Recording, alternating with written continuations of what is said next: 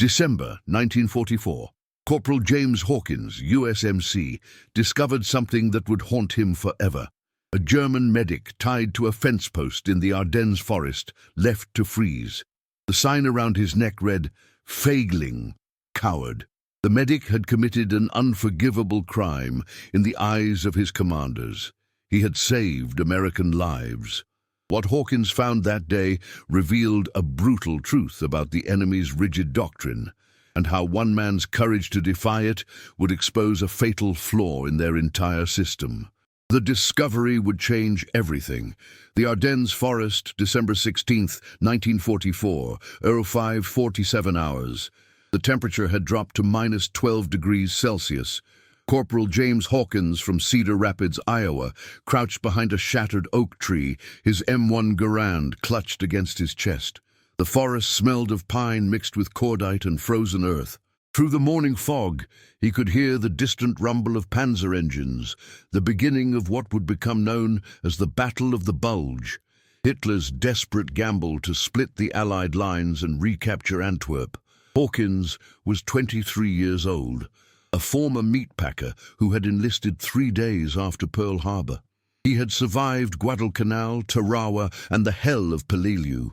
Now transferred to the European theater in November 1944, he found himself facing an enemy that operated under a philosophy fundamentally different from everything he understood about warfare. The Wehrmacht Medical Corps operated under Prussian military doctrine that dated back generations.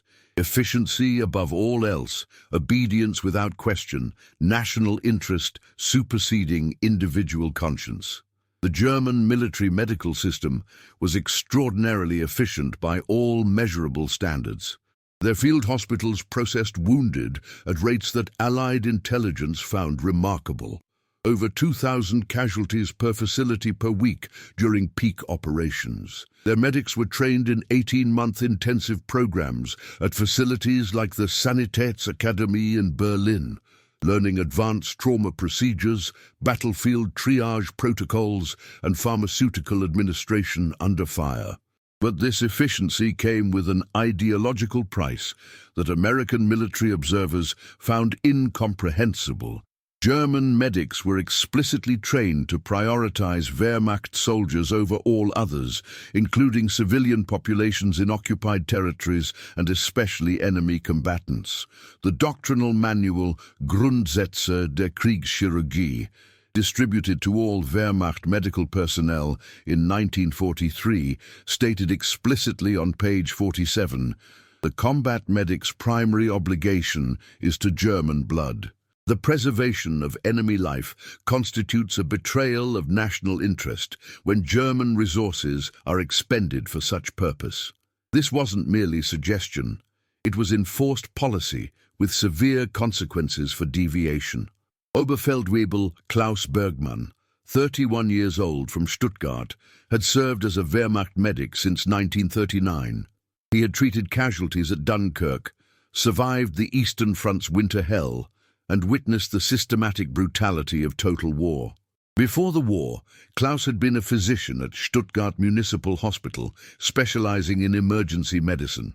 His father, a great war veteran who lost an arm at Verdun, had instilled in him values that increasingly conflicted with what he witnessed.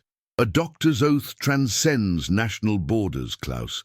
We serve life, not flags." By December 1944, Klaus had reached a breaking point that thousands of German medical personnel privately experienced, but few dared act upon. He had watched wounded Soviet prisoners denied treatment and left to die in field hospitals. He had seen Polish civilians refused morphine while supplies sat unused. He had been ordered to prioritize lightly wounded SS officers over critically injured Wehrmacht infantrymen because of political hierarchy. The cognitive dissonance between his medical training, "first, do no harm," and the ideological demands of Nazi military doctrine created unbearable psychological pressure. The incident that sealed Klaus's fate occurred on December 15, 1944, near Losheim Gap. His medical unit, attached to the 1st SS Panzer Division Leibstandarte Adolf Hitler, was preparing for the massive offensive. At 21:30 hours, an American reconnaissance patrol from the 99th Infantry Division stumbled into a German forward position. The brief firefight left 3 Americans wounded, 2 critically. The German response followed doctrine precisely. American prisoners were to be interrogated, then transferred to rear areas if intelligence value existed, or eliminated if they posed logistical burden during active operations. Klaus Bergmann watched as the wounded Americans, boys, really none older than 20, were left in a barn without treatment. One had a sucking chest wound, another traumatic amputation of his left leg below the knee, the third severe abdominal trauma with visible intestinal herniation.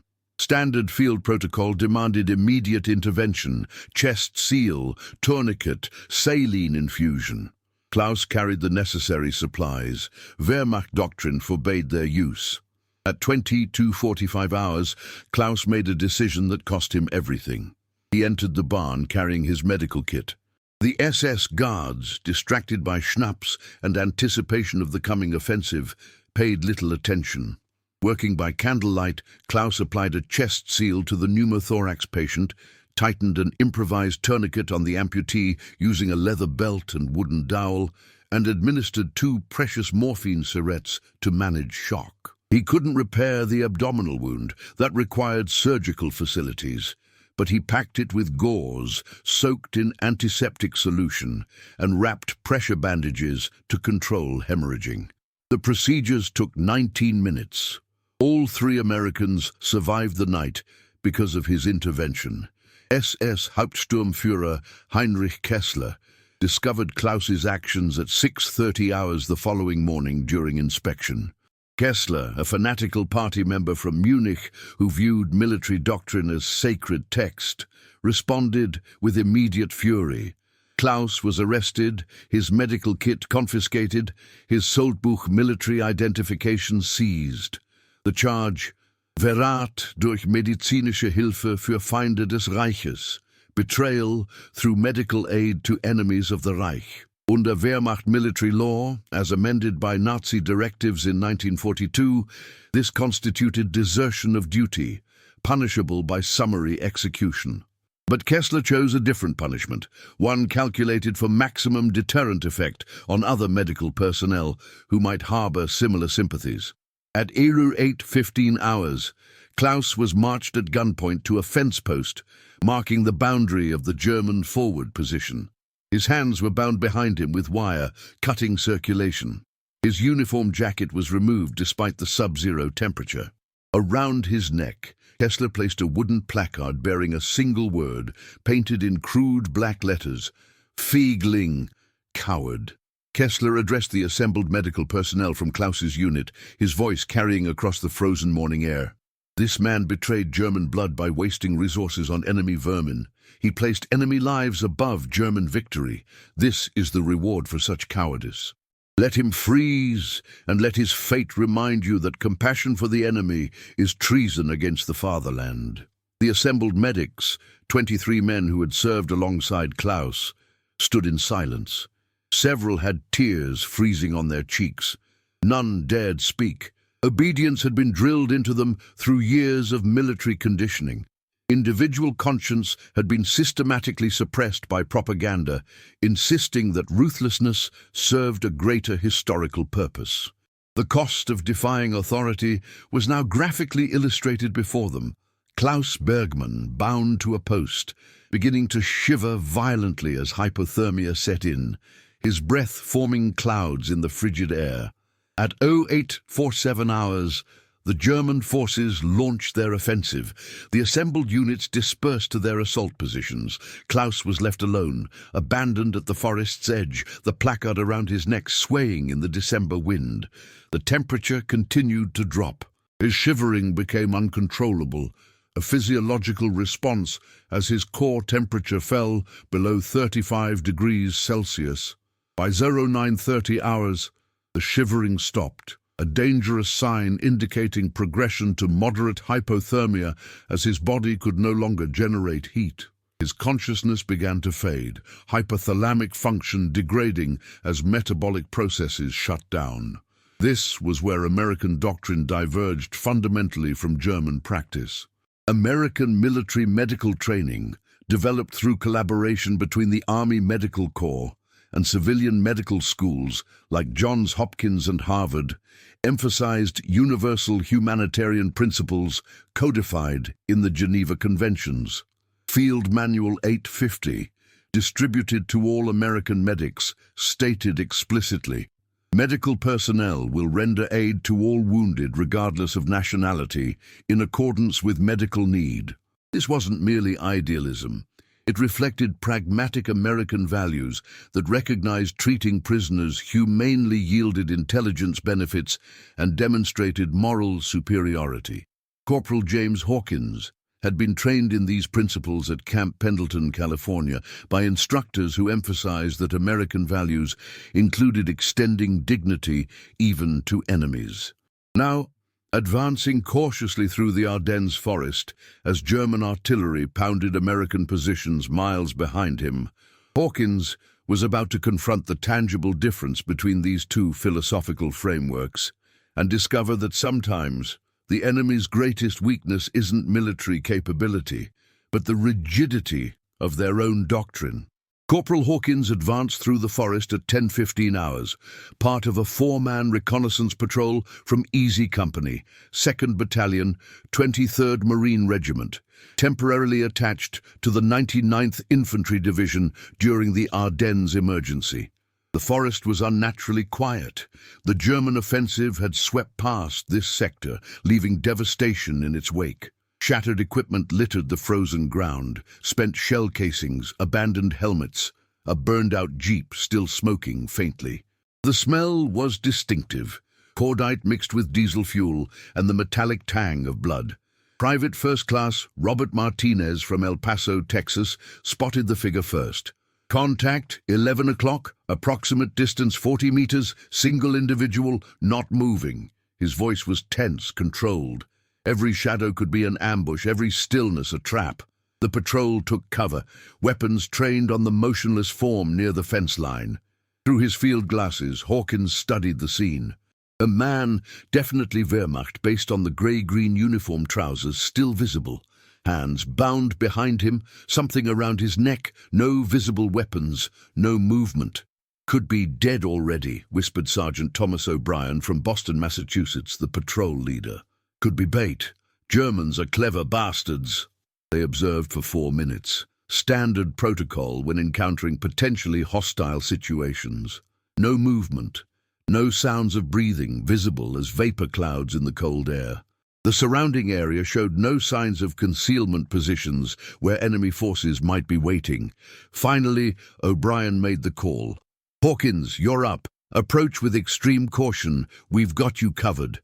Hawkins advanced in tactical bounds, using trees for cover, his Garand ready.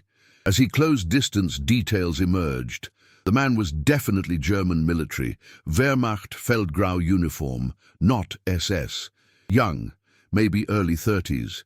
Dark hair, frost forming on his stubbled face, eyes closed. The placard around his neck was clearly visible now. Feigling.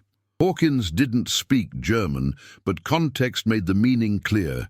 This man had been punished by his own side, left to die as an example.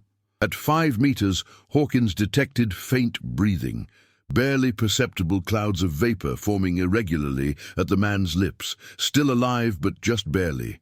Hawkins called back. "He's breathing. Wehrmacht medic based on the Red Cross armband. Looks like his own people did this to him." O'Brien moved up, Martinez covering their position. The sergeant studied the scene with calculating eyes. The tactical situation was deteriorating rapidly. German forces controlled most of the surrounding area. American lines were fragmenting under the unexpected offensive, and the patrol's mission was intelligence gathering, not prisoner recovery. Every minute spent here increased their exposure to German patrols that could be anywhere in this forest. "We should move," O'Brien said quietly. "Intel says Germans are executing prisoners during this push. If we're captured with one of theirs who's been marked as a traitor, they'll shoot us all on the spot. Plus, he's barely alive anyway. Look at him. Advanced hypothermia, probably multiple organ systems failing. Even if we cut him loose, he's not making it out. Martinez nodded agreement. Sarge is right. We've got 3 miles back to friendly lines through German-held territory. Carrying a prisoner who can't walk? That's suicide. This was the calculus of combat that no training manual fully prepared anyone for, the brutal mathematics of survival where compassion competed against tactical necessity. American military doctrine emphasized humanitarian treatment of prisoners, but it also demanded mission accomplishment and force preservation. Saving one enemy soldier wasn't worth sacrificing 4 American lives, but Hawkins was staring at the placard around the German's neck. Wait, why would they mark him as a coward? Wehrmacht executes deserters. They don't tie them up and leave signs. This is something else. This is punishment for something specific. He leaned closer, examining the German's medical kit still attached to his belt. Standard issue, but partially emptied. Bloody bandages were visible protruding from one pouch. O'Brien caught the implication. You thinking he treated our guys? That's why they did this to him? Makes sense, Hawkins replied. Germans have strict orders. Their medics aren't supposed to waste supplies on enemy wounded. If he broke that order, this is how they'd make an example. He paused, the moral weight settling on him like physical pressure. Sarge, if this man risked his life to save Americans and we leave him to die, what does that make us? O'Brien's jaw tightened. The decision tree was complex. Tactical risk versus moral obligation, American lives versus enemy life, military pragmatism versus the values they claimed to be fighting for. The sergeant had been raised Catholic in South Boston. Altar boy at St. Augustine's Church taught that every human life held intrinsic dignity. That teaching felt very distant in this frozen forest, with German artillery rumbling in the distance. 5 minutes, O'Brien finally said. We get him down, do what we can, then we move. But Hawkins, if he slows us down, if German patrols show up, we're leaving him. Clear? Clear, Sarge.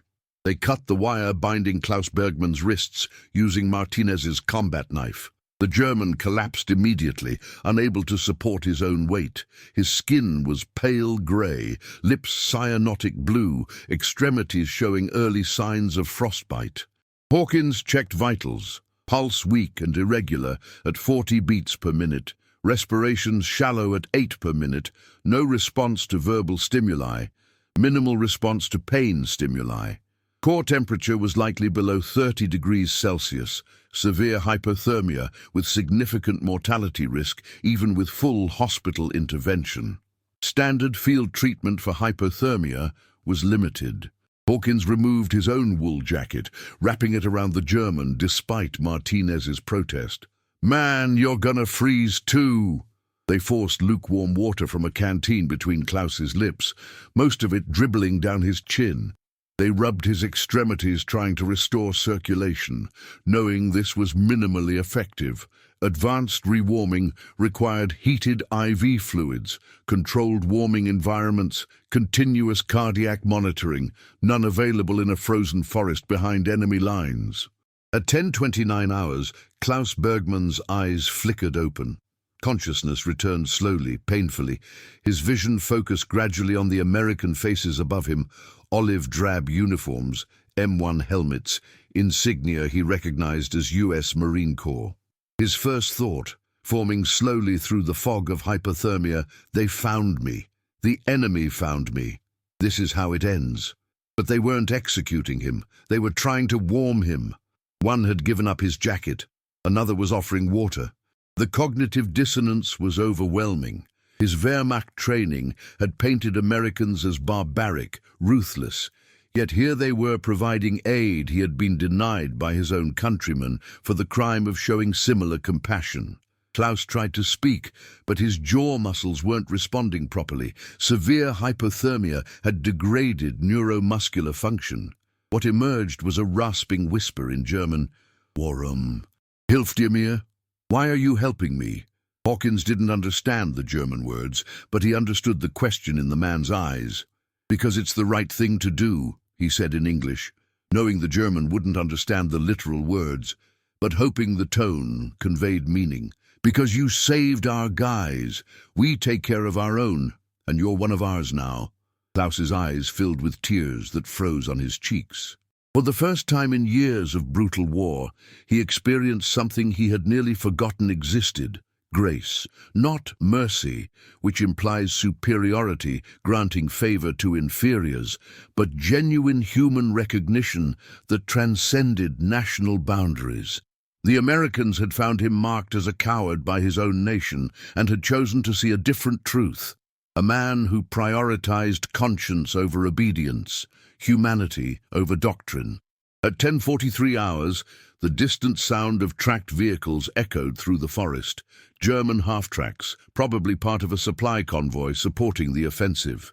The patrol's 5 minutes had become 14, and tactical reality reasserted itself brutally. O'Brien's face was grim. "We move now. Hawkins, can he walk?" They pulled Klaus to his feet. He could barely stand, leaning heavily on Hawkins and Martinez. His legs weren't responding properly. Peripheral circulation still critically compromised. The math was stark. 3 miles to American lines through enemy territory with a prisoner who could barely walk. If they maintained tactical speed, they might make it before nightfall. With Klaus slowing them down, they'd be moving through German-controlled forest in darkness. But the decision had already been made. O'Brien keyed his radio. "Easy 6. This is Recon 4.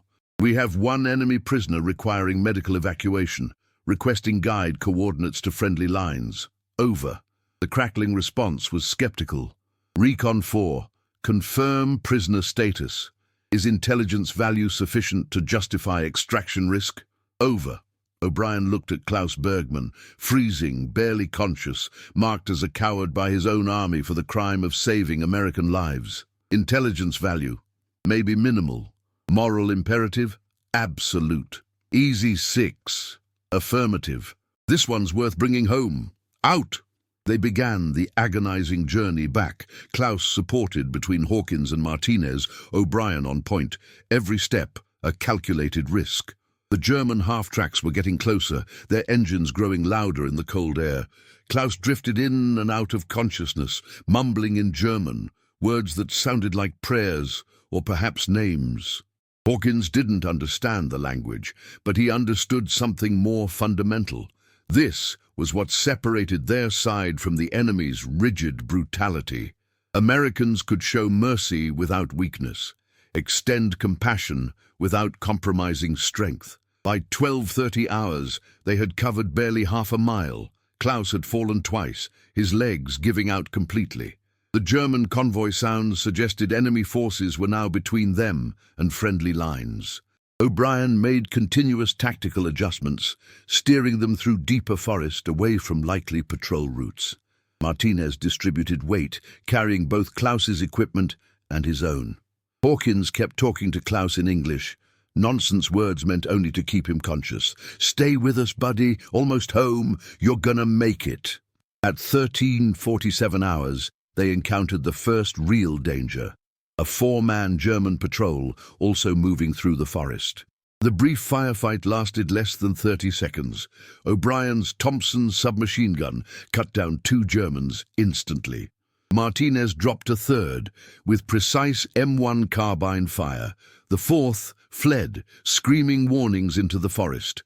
Now every German unit in the sector would know Americans were operating in their rear area. "Move faster," O'Brien commanded, but Klaus had collapsed again, semi-conscious, muttering in German. They were out of time and out of options, deep in enemy territory, with a prisoner who couldn't walk, and pursuers who now knew exactly where they were. German forces responded to the firefight with predictable efficiency. At 13:52 hours, SS Hauptsturmführer Heinrich Kessler, the same officer who had ordered Klaus Bergman bound to the fence post, received reports of American activity in Sector 7. His reaction was immediate and confident. 4 Americans, with a wounded prisoner, moving slowly through terrain his forces controlled completely. This was tactical opportunity, a chance to eliminate enemy infiltrators and recover the traitor Bergmann for proper execution. Kessler deployed 2 full squads, 24 SS soldiers from 1st Panzer Division, in coordinated pursuit. Standard Wehrmacht tactical doctrine emphasized overwhelming force application and rapid encirclement. His forces moved with disciplined precision, following tracks in the snow, coordinating through radio communications, establishing blocking positions ahead of the American patrol's projected route. By all military logic, the Americans were already dead. They just didn't know it yet. But Kessler was operating under assumptions that would prove catastrophically flawed. He presumed the Americans were standard reconnaissance personnel following conventional evasion tactics. He presumed they would abandon their prisoner when pursuit intensified, standard practice in the Wehrmacht, where mission accomplishment superseded individual lives. He presumed American forces, already retreating in disarray across the Ardennes front, wouldn't risk significant resources to recover 4 men and an enemy prisoner. Every presumption was rooted in German military philosophy, where rigid hierarchy and ruthless pragmatism governed all decisions. At 14:21 hours, Corporal Hawkins keyed his radio again. "Easy 6, we are under active pursuit by enemy forces. Estimate platoon strength. Require immediate extraction support. Current position." He read coordinates from his map. The response from Easy Company Commander Captain Frank Morrison from Omaha, Nebraska, came within seconds. "Recon 4, hold position, relief force inbound, ETA 22 minutes. Do not engage unless absolutely necessary. Conserve ammunition. We're coming to get you." This decision, committing a full platoon with armored support to extract 4 men and an enemy prisoner, would have been incomprehensible to Wehrmacht commanders. German military doctrine emphasized acceptable loss ratios. Individual soldiers were expendable assets in pursuit of strategic objectives. But American military culture, shaped by democratic values that emphasized individual worth, operated differently. Captain Morrison's calculation wasn't purely tactical, it was ideological. Americans didn't leave their own behind, and this German medic had become their own the moment he chose humanity over doctrine. O'Brien positioned the patrol defensively in a shallow ravine with good sightlines and natural cover. Klaus Bergmann was placed at the center, wrapped in both Hawkins's jacket and Martinez's poncho, still semi-conscious, but stabilizing slightly as body heat slowly returned. The 4 Americans checked their ammunition. O'Brien had 4 magazines for his Thompson, Martinez had 6 for his carbine, Hawkins had 40 rounds for his Garand, and their 4th man, Corporal David Chen from San Francisco, had his M1 with 5 clips remaining. Against 24 SS soldiers with machine gun support, these were losing odds.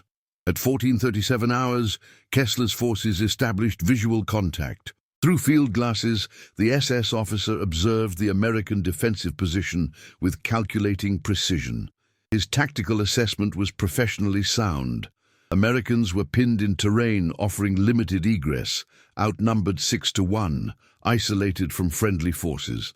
Standard assault doctrine called for immediate, overwhelming attack. But Kessler noted something that gave him pause. The Americans had positioned themselves with excellent fields of fire, showing tactical sophistication unexpected from supposedly retreating forces. And they were still protecting the German prisoner, keeping him in the center of their position. This confused Kessler. Why were they still burdened with Bergmann? Standard practice demanded abandoning prisoners under combat conditions. The continued presence of the German medic suggested the Americans placed irrational value on his life, a weakness to be exploited. Kessler formulated a plan. He would offer terms: surrender, turn over the traitor Bergmann for German justice, and the Americans would be taken prisoner rather than executed. It was merciful by SS standards.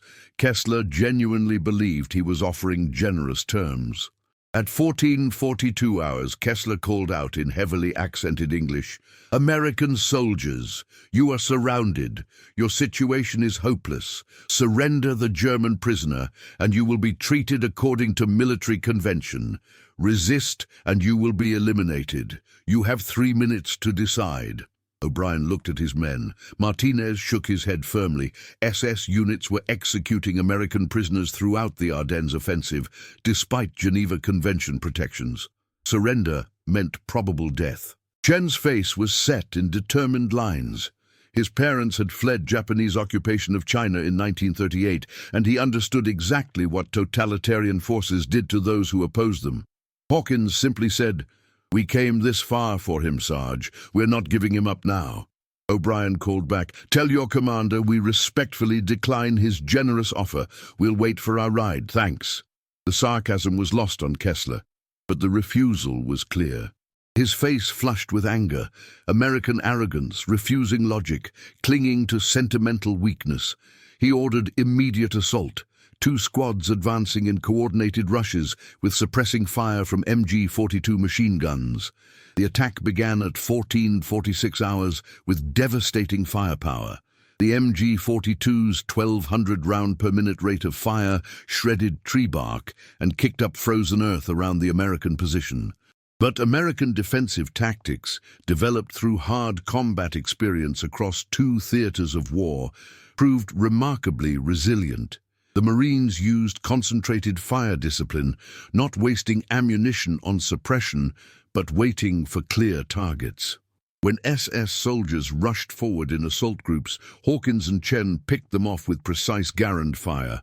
O'Brien's Thompson covered close approaches. Martinez called out positions, coordinating fields of fire.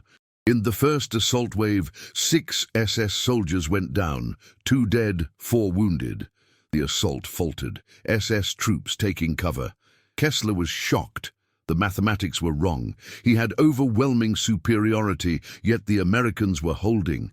His training emphasized firepower dominance, yet the disciplined American fire was more effective than his machine gun saturation. At 14:54 hours, he ordered the second assault, this time with greater concentration of forces on a single approach vector. 8 SS soldiers advanced under covering fire. This assault reached the American perimeter. Hand-to-hand combat erupted in the ravine. SS soldiers with MP-40 submachine guns and combat knives facing Americans with rifle butts, bayonets, and desperate determination. Chen killed an SS soldier with his bayonet in brutal close combat. Martinez shot another at point-blank range. O'Brien grappled with an SS sergeant, finally overpowering him and using captured German rifle as a club. The fighting was savage and personal, exactly what modern military doctrine tried to avoid through firepower standoff. But in close quarters, American combat effectiveness proved equal to SS reputation. When the second assault wave withdrew at 15:02 hours, 4 more SS soldiers were down. American casualties. Chen had a knife wound to his left shoulder. Martinez had taken grazing fire across his ribs. O'Brien's left hand was badly bruised from hand-to-hand fighting. Hawkins was bleeding from a gash across his forehead where German rifle butt had connected. But they were all still fighting. Klaus Bergmann, consciousness slowly returning as adrenaline cut through hypothermia's fog, watched Americans fighting to protect him with intensity that defied every lesson Wehrmacht doctrine had taught. These were enemies, ideological opponents, military adversaries, yet they were spending their lives defending his. The cognitive dissonance shattered something fundamental in his understanding of war. Perhaps national boundaries weren't the ultimate truth. Perhaps humanity could transcend tribal loyalty. Perhaps the Americans were fighting for something more substantial than simple nationalism, a genuine belief that individual human worth superseded collective ideology. At 15:11 hours, Kessler prepared for a third assault, this time with all remaining forces in simultaneous attack from 3 vectors. But at 15:13 hours, new sounds echoed through the forest. Diesel engines heavier than half-tracks, the distinctive rumble of Sherman tank engines unmistakable to anyone who had faced them in combat. Radio chatter erupted on German frequencies. American armor approaching, grid reference, followed by coordinates that placed US forces less than half a kilometer away. Captain Morrison had committed not just infantry, but 2 Sherman tanks and an M8 Greyhound armored car, significant mechanized assets for a 4-man extraction. The relief force crashed through forest underbrush with American tactical aggression that contrasted sharply with German methodical precision. Tank cannons fired high explosive rounds into suspected German positions. 50 caliber machine guns raked tree lines. American infantry advanced in aggressive fire and maneuver tactics that seized initiative immediately. Kessler faced sudden tactical reversal. His forces were now caught between defended American position and advancing armor with superior firepower. Wehrmacht doctrine for this situation was clear: withdraw to preserve force, avoid unnecessary losses, maintain operational capability. At 15:19 hours, Kessler ordered retreat. SS soldiers pulled back with disciplined efficiency, carrying their wounded, leaving their dead. By 15:34 hours, American lines were secured around the ravine position. Captain Morrison himself approached, assessing casualties, coordinating medical evacuation.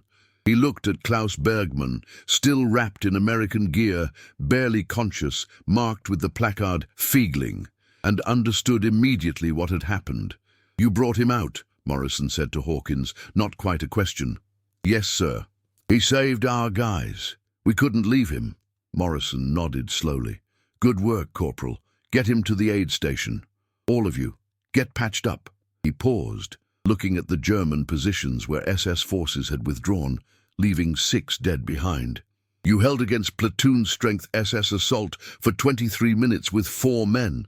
That's something the intelligence people are going to want to hear about. The Germans are supposed to be supermen according to their propaganda.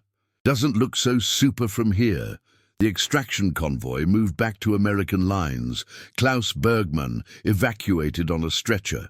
American medics treating his hypothermia and frostbite alongside wounded Marines. In German positions, SS officers filed reports describing inexplicable American tactical effectiveness, irrational American attachment to enemy prisoner, and disturbing American willingness to commit significant resources for minimal strategic value.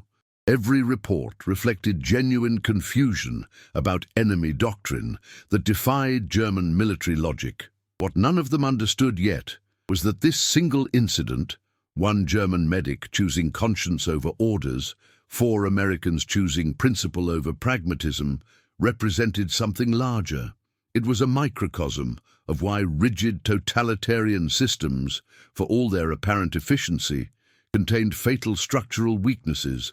They couldn't adapt to behavior that defied their ideological framework. They couldn't comprehend opponents who prioritized values over expedience.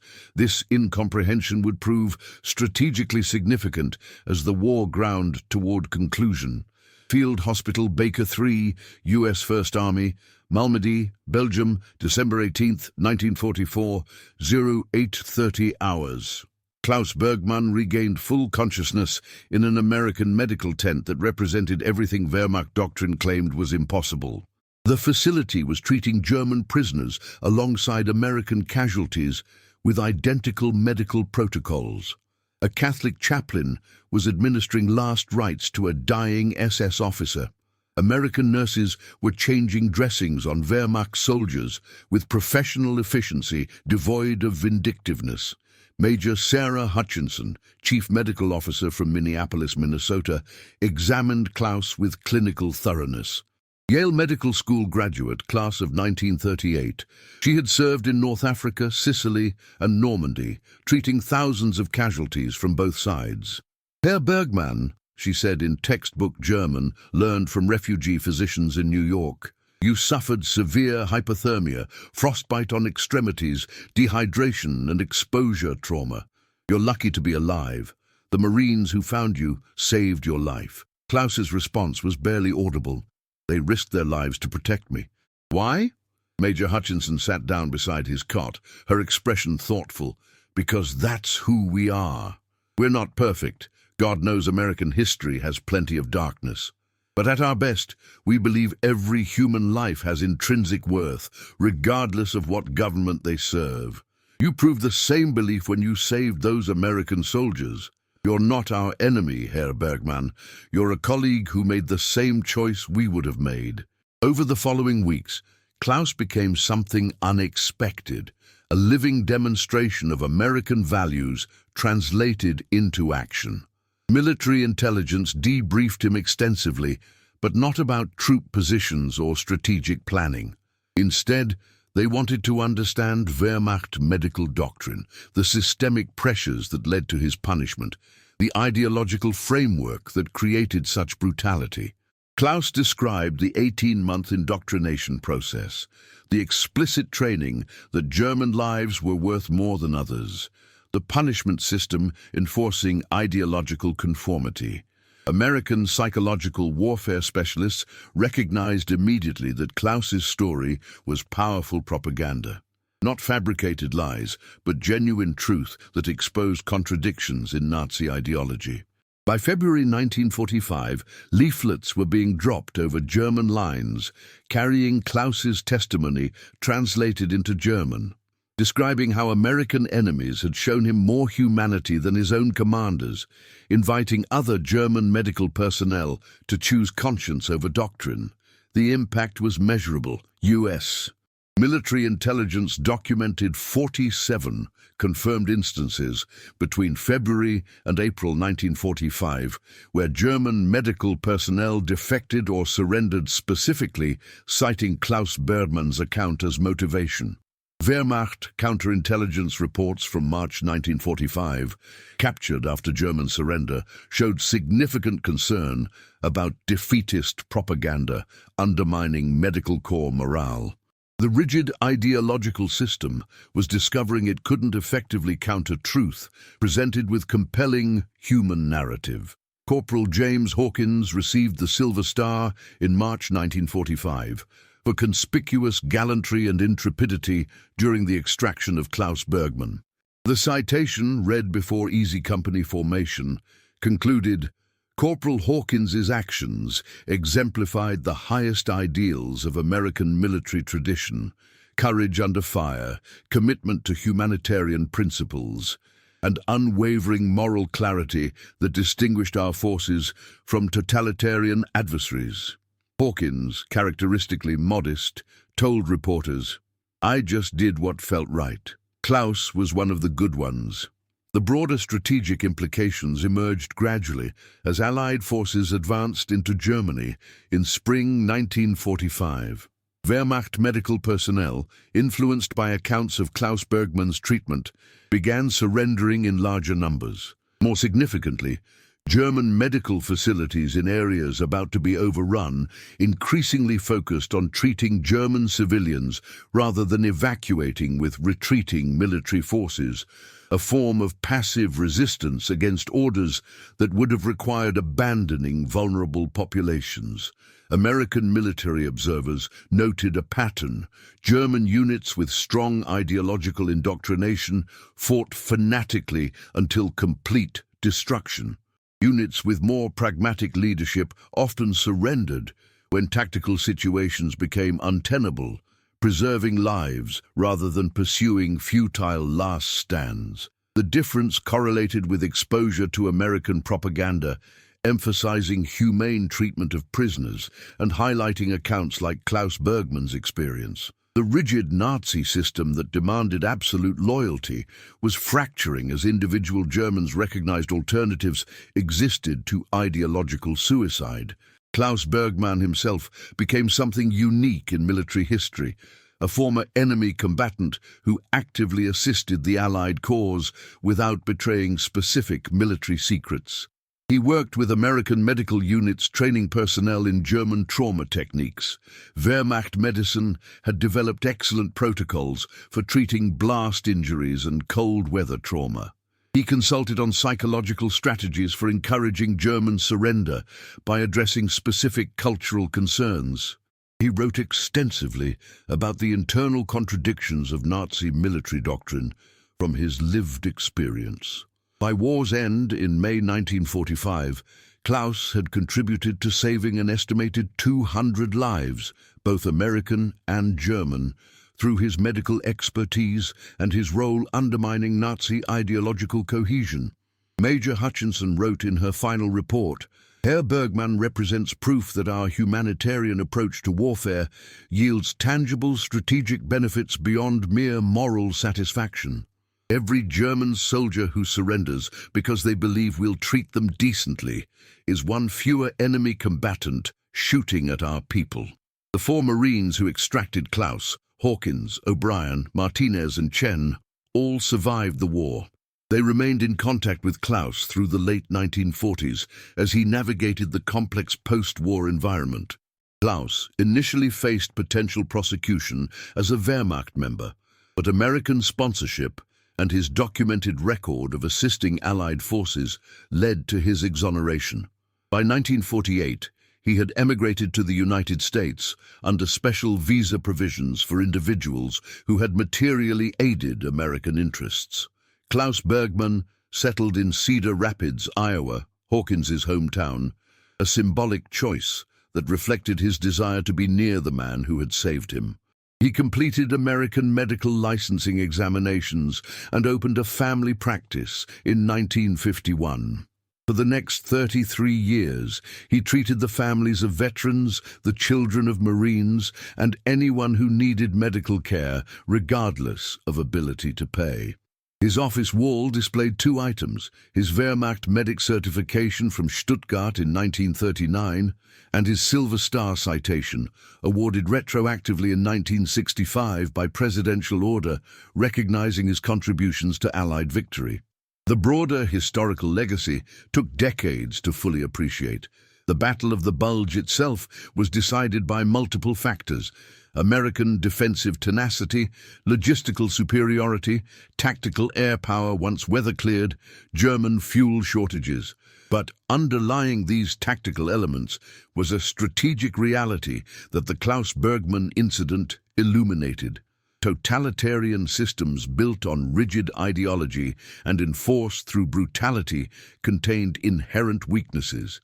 They couldn't adapt when individuals chose conscience over compulsion. They couldn't comprehend opponents motivated by principles rather than mere nationalism. American forces in World War II weren't perfect. Segregation remained official policy until 1948. Japanese-American internment was a stain on national honor. Strategic bombing killed thousands of civilians. But at the level of individual soldiers, units, and field commanders, American military culture emphasized flexibility, individual initiative, and humanitarian values that totalitarian forces couldn't match. This cultural advantage translated into tactical resilience and strategic endurance. Klaus Bergmann died in February 1984 at age 71, survived by an American wife, 3 children, and 7 grandchildren, all Americans. His funeral in Cedar Rapids drew over 500 attendees, including veterans from 3 wars, medical colleagues, and patients spanning generations. James Hawkins, retired and battling cancer, delivered the eulogy. "Klaus taught me something I've spent 40 years trying to live up to. He showed that courage isn't just fighting, it's choosing what's right when it costs you everything. We fought a war to defeat evil, but Klaus reminded us that victory means more than just winning battles. It means proving our values are worth defending because they're true." The historical record preserved Klaus Bergmann's story in unexpected ways. The placard that had marked him Feigling, coward, was recovered from the Ardennes battlefield by an American war correspondent and eventually donated to the National World War II Museum in New Orleans. It stands in an exhibit titled "Conscience Under Fire," displayed alongside Klaus's Wehrmacht medical kit and the Silver Star awarded to Corporal Hawkins. The exhibit text concludes, "This German medic was labeled a coward by his commanders for showing mercy." The American Marines who saved him proved that compassion is not weakness and that defending human dignity is the highest form of courage. Statistical analysis compiled decades later revealed the broader impact. German military medical personnel defection rates increased measurably after February 1945, when Klaus's account was widely disseminated. Surrender rates among Wehrmacht medical units in the war's final months were 32% higher than infantry units, suggesting ideological commitment was weaker among those whose profession emphasized preserving life. Post-war interviews with former Wehrmacht medics frequently cited knowledge of Klaus Bergmann's treatment as a factor reducing fear of American captivity. The strategic lesson resonated through subsequent American military doctrine. The 1949 revision of Army Field Manual 27-10, The Law of Land Warfare, included explicit discussion of humanitarian treatment, yielding intelligence and psychological warfare benefits. The manual cited unnamed instances during World War II where humane treatment of enemy medical personnel resulted in measurable defection rates and reduced enemy combat effectiveness through undermining ideological cohesion. Klaus Bergmann's story became required reading at U.S. Army Medical Department training facilities. New medics learned about the Wehrmacht doctor who risked everything to save enemy soldiers, and the American Marines who risked everything to save him. The lesson wasn't primarily tactical, it was philosophical. Medical professionals serve life itself, transcending national loyalty, and military forces that honor this principle demonstrate strength, not weakness. In 1995, on the 50th anniversary of VE Day, the remaining survivors gathered in Cedar Rapids for memorial dedication. James Hawkins, age 74 and the last surviving member of the extraction patrol, stood before the monument, a bronze statue depicting a Marine supporting a wounded German soldier. The inscription read, Klaus Bergmann, 1913-1984, Wehrmacht medic who chose conscience over orders, saved American lives at cost of his freedom, saved by Americans who chose principle over expedience, proof that humanity transcends uniforms. Hawkins' voice was hoarse with age and emotion. People ask if we'd do it again, knowing the risks, every time, because Klaus proved something we needed to believe about ourselves, that we're different from the enemy, not just in our weapons, but in our willingness to see humans instead of just targets. That's what we fought for. That's what Klaus died believing in. That's what makes us Americans. The final legacy was perhaps most poignantly captured in Klaus's personal journal, donated to the museum after his death. The entry, dated December 19, 1944, written in shaky handwriting while recovering from hypothermia, concluded, I was condemned as a coward for refusing to let men die when I could save them. American enemies called me brave for the same action. I have learned that courage is not defined by obedience to flags, but by fidelity to conscience. I was saved by men who embodied this truth. I will spend the remainder of my life honoring their example, proving their faith in my worth was justified, and demonstrating that humanity's highest achievement is recognizing we are all ultimately on the same side, the side of life against death, compassion against cruelty, hope against despair. The Klaus Bergmann story endures because it represents warfare's most profound truth. Battles are won through firepower and tactics, but wars are decided by which side's values can sustain themselves under ultimate pressure. The Nazi ideology that demanded Klaus be left to freeze proved brittle under moral scrutiny. The American principle that Klaus deserved saving despite his uniform proved resilient enough to win not just military victory, but historical vindication. In the end, the coward's placard became a badge of honor, and the choice to save one enemy medic became proof that American ideals could transform abstract principles into concrete action with measurable strategic impact. If this story moved you, hit that subscribe button and join our community exploring history's most powerful untold stories. Drop a comment sharing your thoughts on Klaus Bergman's incredible journey from condemned coward to American hero. What would you have done in Corporal Hawkins's position? These are the stories that remind us why we fought and why the principles we defended still matter today. Like this video, share it with someone who needs to hear this message, and let's keep these memories alive together. New videos every week. Don't miss them.